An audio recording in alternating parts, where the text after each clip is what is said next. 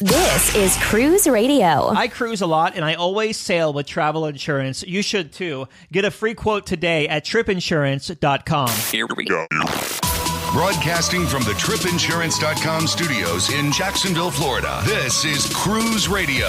Angie just returned from a 9-night cruise on Holland America's Rotterdam. It went down to the Southern Caribbean from Port Everglades, and she joins us on the line. Angie, always great to talk to you. How are you? I am great. How are you, Doug? Good, good. Excited to hear about your Rotterdam experience. The last time I sailed Rotterdam was the transatlantic, retracing its voyage from 150 years ago from the U.S. over to Rotterdam, actually. So excited to get a Caribbean review of her. Let's get some pre-cruise thoughts. What made you want to take this 9-night out of Everglades? Well, surprisingly, even though my husband and I have been on quite a few cruises, and he even used to work for a cruise line, we've never been to the Caribbean. So we live in Seattle. You know, it's pretty cold and dark in the winter, and warm weather cruise is in order. So we decided to go to the Caribbean this time. And then we were kind of looking to see which ship, which cruise line and stuff. And then Holland America just landed in my inbox with a really good deal. So we took them up on that deal. And my sister also decided to come along, which was kind of cool because she's never been on a cruise before. She's actually a very experienced world traveler. Like, she'll do stuff like 28 days in Southeast Asia by herself. But she's never actually been on a cruise. So she was able to jump on the deal as well. And so that's how we got to where we ended up. That's so cool. And it's always good to see the cruise through like fresh eyes like that too, you know? Yeah, it was interesting. And that will come up a couple times here in my review today. So you make your way down to Florida. Any pre-cruise time before you board Rotterdam? Yeah, it takes a long time to get to Florida from Seattle. So we have to fly the day before, which is always a good idea anyway. So we flew down. We ended up getting an Airbnb with my sister the night before. She lives on the East Coast, so she flew in from her city as well. And we got this nice little Airbnb with 2 bedrooms and 2 bathrooms. The hotels down there were pretty pricey, so this worked out really well. And then we had our own privacy and stuff. You make your way to the cruise pier to embark Rotterdam. How was the embarkation process, and how long did it take you from curb to ship? It was really smooth. The curb to ship time isn't super fair because we got there really super early because we had to check out of our Airbnb. So we got there early. The ship wasn't ready yet for us to board. So I think it took us about 45 minutes. But again, that was the check-in and stuff went really fast. And then we just had to sit in the terminal for a while with all the other people who got there way too early. And, one note is, Holland America did give us a boarding time. I think it was like 12:40 or something, but I don't think Holland America pays any attention to boarding times because they didn't say anything to us. We got there at 11 o'clock and they said nothing. They just, everybody just had to wait for the ship to be ready. How is the pre-cruise paperwork and check-in, online check-in, I guess is what I'm trying to say on Holland America? Like once you check in, you got you're good to go. Is it basically just having your passport in one hand and your phone in the other? Yeah, basically. And they have the little iPad things, the little tablets. And I have regrets for the rest of my life because they saved the picture that they took of me last time I sailed with Holland America, which I wasn't ready for. And it's a terrible picture. But they had our pictures in there and were doing facial recognition. So that part was super simple. And you kind of just walked up. You remember the old days where you always would go up to a desk? But You don't really seem to do that anymore. We just walked up there were several people standing there with these tablets on kind of stands, and you could just kind of walk up to them, do the facial recognition, and then move on. It's like those facial recognitions, like when you're coming back into the country, or some different airports have them too, where you don't even know they're going to take it. You just walk up and it does snap. Yeah, that's what happened to me on the first Holland America cruise I took. I walked up to the guy and he was like, look at this tablet. And so I was just looking at the tablet. I wasn't ready to, I wasn't camera ready. Mm-hmm. I mean, it's just a picture of me staring at a tablet. But I guess it was good enough for them. So you've sailed, what was it, Koningsdam before? We sailed on the Eurodam in Alaska in 2022. That's right. Okay, so you've sailed Eurodam, a little bit different class this one is. So what were your first impressions when you walked on board Rotterdam? It's beautiful. I love when you walk up to the Holland America ship. It really looks like a ship. You know what I mean? Like it's an old school looking cool ship. It doesn't look like a big giant thing or whatever. So I love that. When we first got on the ship, there was crew there ready to welcome us and kind of direct us to where we were going. We were able to go to our room right away. So we didn't have to hang around and wait for a certain time or anything. And so you go to the room right away. We met our room steward right away. He was right there, which I always like that touch. I think that's really welcoming. And they do the muster drill on the TV. You just kind of had to go in your room, turn on the TV, watch the video, and then you were ready to go check in at your muster station. And that's all we had to really do. So that makes it all really smooth. The ship itself is beautiful. One of the things I noticed about the ship the first day and throughout the cruise was they really did an amazing job with the art on this ship. And I don't mean the art that they sell, but like the art that's decorating throughout the ship. In all of the stairwells and near all the venues and stuff. Usually, that's kind of a throwaway thing on ships. But on this ship, I found it really interesting. And I actually took a lot of pictures of the art on the ship as well. So that was a really cool first impression. Was the muster drill the same as it was on Rotterdam a couple of years ago? Yep, same deal. What kind of stateroom did you have for this 9-night cruise, and what did you think of it? On this one, we had an interior, and I really liked it. It has, even though, interior cabins are really small, it has really nice finishings. The bed was really comfortable, and we had plenty of storage, and we kind of overpacked because it was a 9-night cruise and a 10-day trip total. And it kind of threw me off for some reason. I couldn't figure out how much to pack. So I brought way too much stuff, but there was plenty of storage. We also had one of those interiors that's kind of sideways, if that makes sense. Mm-hmm. So rather than coming in through the door and then going down the hallway of closets and then to the bed, you actually came in right where the bed was. And I actually really like that. I think I'll look for that in the future because sometimes when you have those ones where it's an interior and you come in through the hallway, it's just really crowded. Like if you have a bag or anything, it's hard to kind of manage. But this one, you just kind of came in and you were right at the bed. And another thing that was kind of cool is my sister also went with us, and we had guarantee cabins because this was part of the deal that we got. So we're kind of concerned about if we get cabins on different parts of the ship, it wasn't a big deal, but, so we had linked our reservations at one point and they put us next to each other in the cabins. They had told us that linking our reservations wouldn't guarantee that we would get put next to each other, but they did put us next to each other. So that was really nice too. Yeah. The bathroom in the stateroom was really nice too. It was probably the only kind of cruise ship bathroom I've ever been on where the bathroom finishings were just as nice as the room. Because usually the bathroom finishings are kind of like institutional on cruise ships. And the shower was nice and big. So overall, really nice room. Talk about the dining on this one. Now, Holland America, they have a really nice buffet up there on all of their ships, but really nice up there on the Rotterdam. So what were your impressions of what do they call it? The Lido Marketplace? The buffet. We just called it the buffet, Lido buffet or something like that. You're right. The buffet on Holland America is really nice. And on this ship, it was nice because they have a number of individual stations, and all the stations have some kind of a name above them, like Homestead or something like that. So that where that was nice was sometimes my sister would be somewhere else on the ship and we would text each other, meet at the buffet, and she could say, meet by this station or whatever. And what they do there is they actually serve the food to you. I couldn't figure out quite what the system was, but it seemed like they were serving like the main dishes and the hot dishes and things. And then, but even like the salad bar, they would put your salad together for you. So you didn't have a lot of people elbowing each other trying to grab the food and things like that. And it seemed like it was always fresh. And then you would just grab your own stuff that would be like an extra, like a bread or a fruit, desserts and stuff like that. But for the most part, they serve the food to you. So, and each station kind of had 3 sides to it, if that makes sense. So there's plenty of room for people to kind of middle around, decide what they want, and then get in a little line to get the food.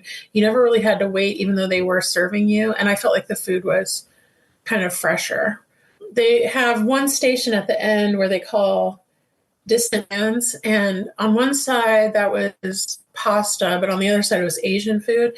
And my husband and I both really like the Asian food on Holland America. It's really good. And we live in Seattle, like we have good Asian food all around us. But it was nice because every day they would have like a different sort of ethnicity of Asian food. Like they had Vietnamese food one day, Indonesian food. So that was fun. And my husband did the stir fry a lot as well. So really good buffet. The only kind of downside to it was sometimes it would get kind of crowded. The seating would get kind of crowded, but usually you could find a seat. It just seemed like people wanted to sit by certain stations. So if you kind of looked around, and then there are two sides to the buffet, and sometimes only one side would be open. So that side seating would be really busy, but the other side would be fine. They have some other places that are included in the price of your cruise, like the Dive-In Burger and the New York Deli. Did you try any of those? We did. The dive-in, I never tried. I don't really get hungry for like a hamburger when it's hot, but my husband tried it and he said it was fine. The other problem with the dive-in was it would get really crowded down there by the dive-in. Like it was hard to get a table. But the New York Deli and Pizza is actually a deck above where like the buffet and the dive-in are. And we actually ate there several times. Pizza was really good. And on this ship, they also had sandwiches.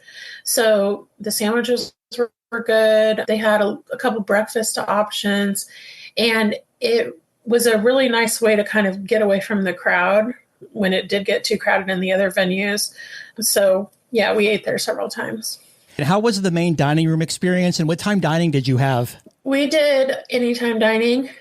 We only ate in the dining room, like, I think 3 nights. The food was really, really good. We just don't always eat in the dining room because it's this long formal service. Mm-hmm. One kind of funny thing that happened the first night, and my sister, it was her first night on a cruise, it was kind of funny because we had told her, in the dining room, you can order multiples. We said the food portions are pretty small, but you can order multiples if you want to. Like, so we had all ordered 2 appetizers, so like a little salad and something else.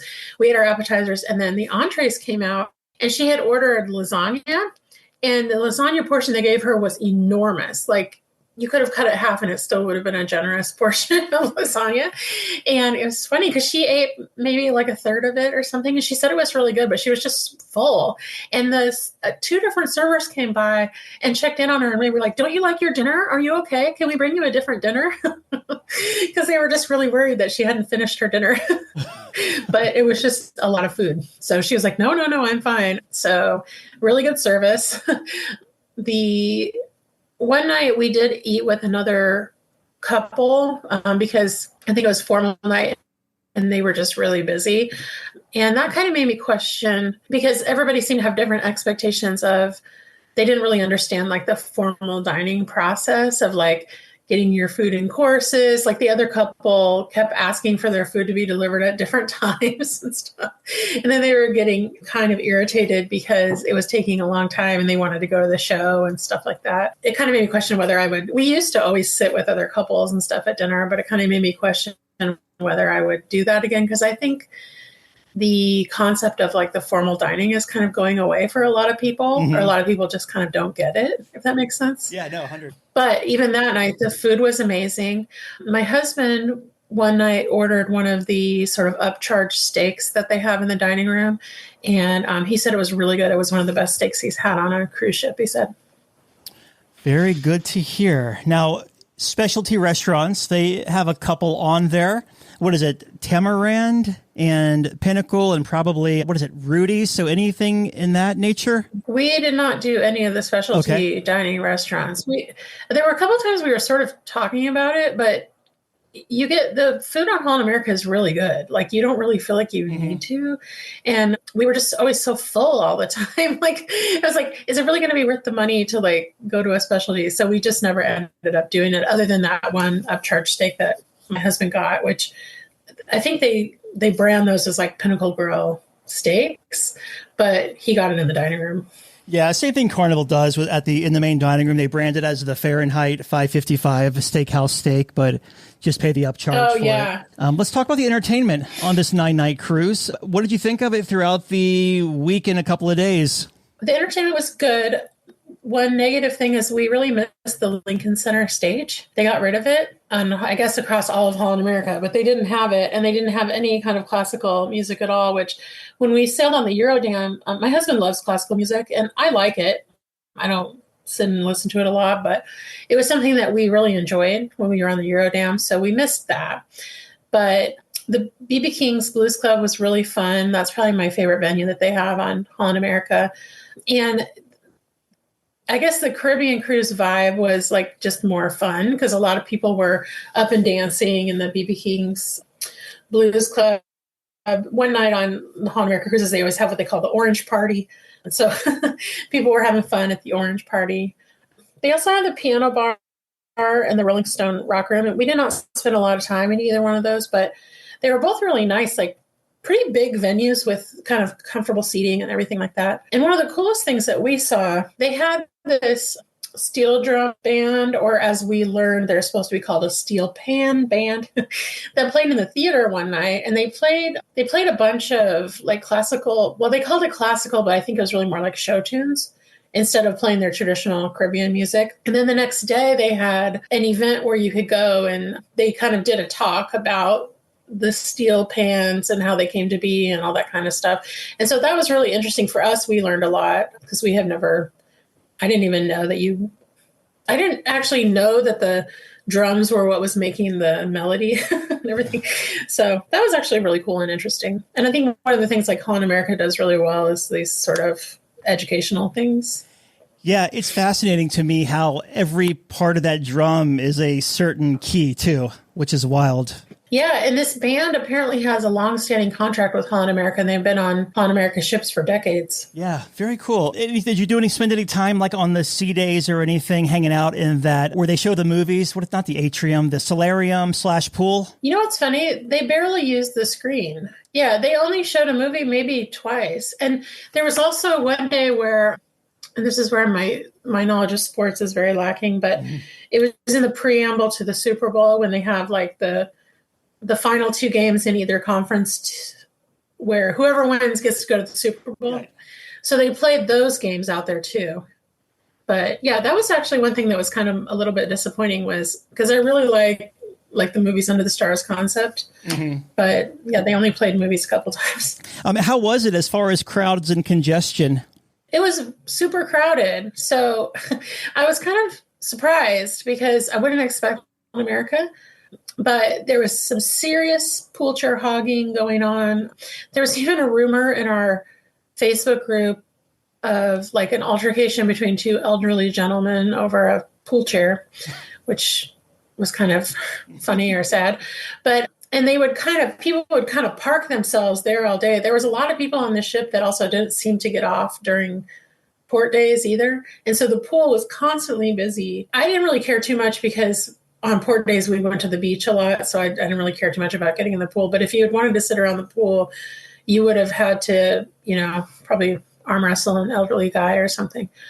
So that was the only piece that was kind of disappointing. And I was thinking about this because crowding wasn't really an issue when we were on the Eurodam. Like there always seemed to be somewhere you could go. But I looked at the ships after we got back. I looked at the ships online, and the Rotterdam has about 500 more guests. But they didn't really, and it is a bigger ship, but I don't think they really effectively redesigned it. The only thing it has that the Eurodam doesn't have are like more dining venues. It doesn't really have more like hanging out space, for those sea days. And they don't even really have like promenade deck chairs or anything. So you can't go out there. It was a little bit disappointing how crowded it was. And for my sister being on her first cruise, it was kind of unusual, especially I felt for Holland America. That ship does have something that is kind of new, right? It has that, what is that bar called? Is it a Half Moon bar? Yeah, you're right. I mean, they do have additional both dining and bars. Mm-hmm. And I think that there was one bar that kind of had two pieces to it, which was called the Ocean Bar, I think. And I imagine that maybe where Lincoln Center Stage might have been at some point, but I don't really know because, I didn't look at the deck plan from the old days, but I'm just saying in terms of like sitting outside or enjoying the pool or anything like that. I've been on ships before where there's either more pools or the pools are more like sometimes if they push more people towards the aft of the ship, there is a pool on the aft of the ship, but it's very small and there's a huge smoking section next to it.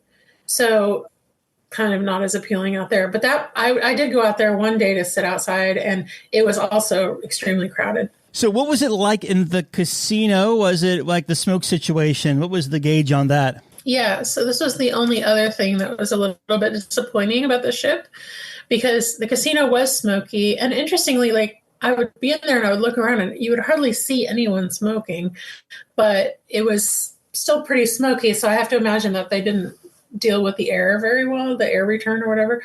So it's on the forward of deck 3 and it's all open and it's open to the floor below as well, which is where the Rolling Stone Rock Room and the piano bar are and a bunch of the shops. So anywhere that you were in that area would be smoky. And then they always have one of those shops that has a ton of perfume, right? So all the perfume smell, I don't know why they always smell so strongly of perfume, like they've been spraying every perfume. So all the perfume smell and all the smoke smell would mix together and it would be kind of unpleasant in that area. And then the other weird thing about the smoke would be our cabins were on the forward of deck 6 and even the elevator shaft smelled smoky. So like as soon as you would go out of the cabin and go to the elevator, like to go to breakfast or whatever, or dinner or whatever, you would smell smoke even in the elevator area on deck 6, which was really weird. But so yeah, that was the only thing. And like I was mentioning, the aft pool deck also has a big smoking section and it's covered. So it wouldn't just kind of float away. Like it was pretty smoky out there too. So with the ports of call on this 9-night cruise, give us the rundown. Like what was your first port of call and what did you do there? Then we'll move to the next one. Okay. So first stopped in Aruba. So one thing that was really nice about this cruise is we had 2 sea days and then we were in the ABC Islands for 3 days. So we had really long port days, which was really nice. So in Aruba, we were there from like 8 a.m. till 11 p.m. or something. So in the morning in Aruba, we went to Eagle Beach, which is a super nice beach. It's easy to get to. You just take a cab and then there's some guys, you kind of walk through this little park and then there's some guys right on the beach that you pay for umbrellas and chairs. The way they had the umbrellas set up was they were all really far apart from each other. So, and we got there so early, we kind of had the beach to ourselves for a while. I will say this, if you want to go to Eagle Beach, I think it is a good idea to go in the morning because it was pretty full by noon. But yeah, really nice beach. We just chilled out at the beach. And then in the early afternoon, we went back to the ship because we had plans for the afternoon.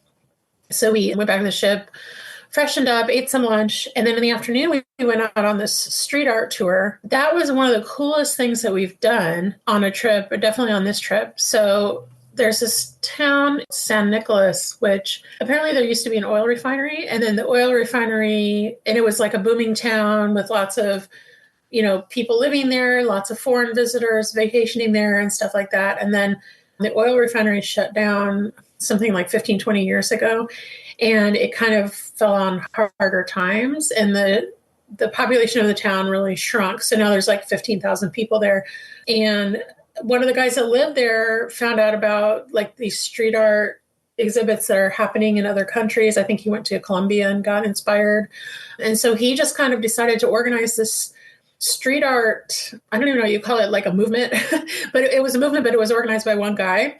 So he got artists from Aruba and he got artists from around the world who are well-known street artists. And they came to town and they've almost all the businesses and even the police station has street art on it in this town. And so he and I don't know if she's his employee or business partner or what, but they do these street art tours. And my sister just found it on Viator. There's an option where you can do it with or without transportation. So we did it with transportation because the town is kind of far from where the cruise ships are. So the women picked us up. And what was really cool was she was also the tour guide. So she came and picked us up, took us to the town, did the tour. There was one other group. So there was only like 6 of us.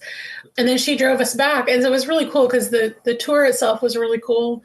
And then we got to spend all this time with her asking her questions and stuff too. So, and that's called Aruba Mural Tours, if anybody who's listening is interested in it. I think it's the only company that's doing the street art tours. It's a pretty small town, but that was a really cool, very memorable experience that we had. And in case you're wondering, like I was, wow, doing a street art tour in the afternoon in the Caribbean, isn't that going to be super hot? It was actually hot, but it was windy. Apparently it's windy in Aruba all the time. So it was fine. So yeah, you packed a lot in for Aruba. Where'd you go next? The next day we went to Curacao. In the morning, we went to Mambo Beach, which is a man-made beach and a lot more developed than like Eagle Beach was the day before. So we did that in the morning. That beach was a little funky for me because it was pretty crowded and a lot of people were smoking. I don't know if they were all European or what, but I was like, why are so many people smoking at the beach? But once you got in the water, it was fine. It was just kind of sitting on the chairs and stuff. There was a lot of people smoking around. So we did that for the morning. And then in the afternoon, we just kind of walked to the town that's right there, walked over the bridge that everybody walks over. And I probably would do this day a little differently. We didn't really plan too much for that day. So if I went back, I'd probably do a tour or something just to kind of see more of the island. But it was fine. It was fun. Cool, because during this time was when I guess Bonaire made a call or a ruling that they would only have one ship per day. And so a lot of other Holland America ships were getting canceled, but we got to go. So in Bonaire, we went snorkeling, and I've never gone snorkeling before, but my sister said this was one of the best snorkel tours she's been on. So the vessel and the company is called Sea Cow Snorkeling. And it was just really nice because Bonaire is much less developed. And so you didn't have a ton of people everywhere. The actual snorkel vessel was nice because it had like these nice big stairs on it. So you could climb in and out of the water. Tons of time in the water. At some point, I was having trouble with my mask. And so I just got back on the boat. And so I was just enjoying, being out on the boat. But my sister and my husband said they saw a ton of stuff in the water. The way they did this was they had people go out twice. So like they came back, took a break, and went back out. So we were out there for like a good probably 3 hours or so. And they took us over to this little island that's off of Bonaire called Klein Bonaire, which I guess just means like little Bonaire. So the island doesn't have any people that live on it, and it's very unspoiled. So that was one of the coolest things about it too, is just getting away from any other tourist stuff. 2 sea days, and what was your next port of call? And then the last day of the cruise, we were at Half Moon Cay, which is Holland America's private island. I got to tell you, I had no expectations for this at all because we didn't have to plan anything, so I didn't really even think about it. And it was such a pleasant surprise, especially on the last day of the cruise. And then you don't have to think about anything. Everything's right there. The only thing I had to think about in advance was renting a clamshell, which we did do. And I would encourage your guests or your listeners, if they're going to Half Moon Cay, to rent the clamshell way ahead of time because they sold out really early. You can do it online in your reservation. But yeah, beautiful beach. The lunch was provided by Holland America. We didn't drink alcohol, so I'm not sure how you go about doing that. I assume you'd have to pay for it, but I don't really know. But the food and non-alcoholic drinks were included. I don't know. It's just a really nice beach. We just spent the day at the beach, and it was a great way to kind of tie off the trip. Yeah, so with the drink package on Half Moon, if they're still doing it like they did last year, you could buy a package on board from one of the dining folks or one of the bars. And it's basically a package, like I forgot how much, 5 drinks or 10 drinks for an X amount of dollars. So if you have the drink package on the ship, it doesn't work on the island. You always have to buy that extra package if you want to buy a package on land. Otherwise on the island. Otherwise it's a la carte pricing. Okay, cool. Yeah, we did not drink too much on this cruise. I think I had maybe 2 cocktails the whole time. So you make your way back to Port Everglades. How was your debark process? It was easy. We self-assisted because we had an 11 a.m. flight. And so we just wanted to get off as fast as we could. And, I hadn't been to the Caribbean. I hadn't been to Fort Lauderdale airport for a cruise before. But man, it's all just so easy. Like the cruise port is so close to the airport. And I think we got an Uber and we were at the airport by like 9 o'clock. So yeah, super easy. Love it. So looking back here, do you have any first-time tips to offer anyone either sailing on the Rotterdam or doing that 9-night Southern that includes the ABC Islands? Yeah, I think that Holland America has really good food and really good service. The ships are really comfortable. I don't know if I would take the Rotterdam again on a cruise with so many sea days, because there were 4 sea days total. And like I was saying, it was really crowded and a lot of the areas of the ship were smoky. So I felt a little more limited on sea days on this ship than I have on other cruises that I've been on. So I would say if you're taking a cruise where there's a lot of port days, like I know the Rotterdam sails in Europe in the summertime, I think it would be fine for that, because you wouldn't have so many people jockeying for the pool and all that kind of stuff. It was a great cruise, great ship. I love Holland America now. I totally would go back depending on the ship and the itinerary, but I'm totally going to go back there, which is funny because I was never even really that interested in them before I started getting like these good deals. Definitely try to get away from the tourist central areas that are right where you get off the ship, because there's not really that much interesting stuff going on right there. It's all very touristy, but like with that Aruba street art tour that we took, there was nobody else down there, just us and the other 3 people that were on the tour. But it wasn't like cruisers everywhere like it can be. And like I said, in Curacao, I would probably try to do something similar next time, where I kind of get away from the central touristy areas. That having been said, I mean, even the popular beaches and stuff were really, really nice. What was the biggest highlight of this cruise for y'all? Well, one thing was just spending time with my sister, which she lives on the East Coast and we live on the West Coast. So even though I talk to her almost every day, I don't get to see her that much. And being on a cruise, I think, is a wonderful family vacation in that way, because you can just have downtime to hang out. I think for the ports, this might sound silly to your listeners, but we don't take a lot of vacations where we just spend time on beaches. Mm-hmm. Like we're usually cruising from the West Coast. And I mean, there's nice beaches, but it's not like the Caribbean. You know, that was just really something that was really special and new to us. And then I know I keep mentioning the street art tour, but that was really special too. And to put a bow on this interview, your final thoughts of Holland America's Rotterdam. Yeah, like I was saying, I just wouldn't do a lot of sea days on this ship in the Caribbean. I would definitely do the ship again or Holland America again, but probably not this particular ship or the Pinnacle class ships in the Caribbean, just because of the crowding. That's the only negative. There are so many positives. The ship itself was really nice. The food and the service are really, really nice. I forgot to mention the Wi-Fi earlier, but the Wi-Fi on the ship, I guess the Wi-Fi has been upgraded on all the Holland America ships, and the Wi-Fi was great. I mean, we never had any trouble with doing anything we needed to do. We didn't try to do any work or any like Teams calls or anything like that, but we did do, all the things you do in life for fun, like, email, social media, playing games on our devices and everything like that. And the Wi-Fi was great for that.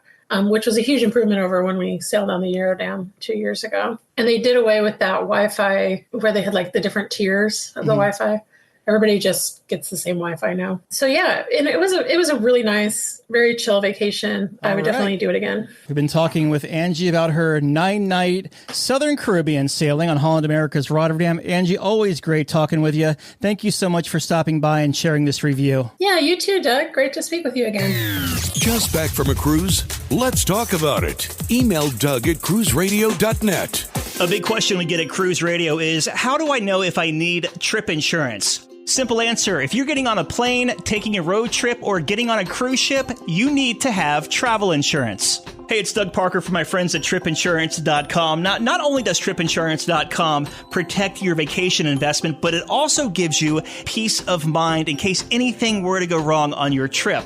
How do they do it? They offer 3 different types of trip insurance policies. Good, better, and best. One policy for every vacation budget. But it doesn't just stop there. They're up to 40% lower when you shop around on other comparison sites. Plus, tripinsurance.com offers 24-hour customer support before, during, and after your trip, online claims assistance, and travel alerts to let you know what's going on at your destination. But find out for yourself. Check out tripinsurance.com. All right, Dougie, let's see what we got for you, buddy. Cruise Radio is produced at the tripinsurance.com studios in Jacksonville, Florida. Get cruise news, ship reviews, and money-saving tips every Thursday on Cruise Radio. If you've enjoyed this episode, please subscribe to the show. If you want to help spread the word, give Cruise Radio a 5-star review. Find Cruise Radio where you listen to your favorite podcast or online at cruiseradio.net. I'm your announcer,